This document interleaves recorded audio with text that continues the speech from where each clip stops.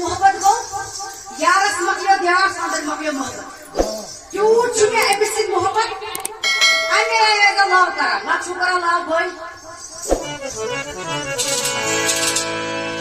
तेरी इश्क मरूर चम सिर की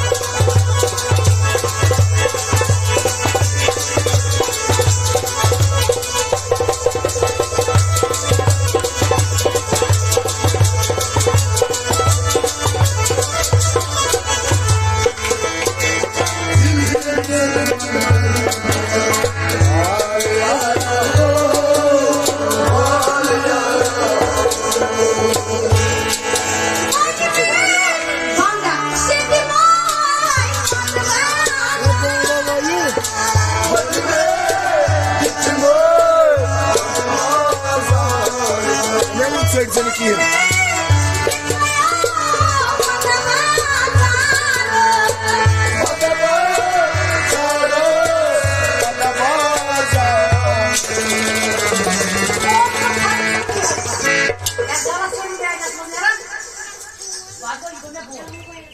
ना तो बोल में बोल हाय भी नहीं बोल क्या था अब आई क्या हुआ लगे भलाई बालक नहीं मुफ्त में किसी काम पाजर हुई काका पोस बंजे हम क्या बोल खुदा इसको जोक बग हम क्या बोल रहे हैं कोई विश्वास गई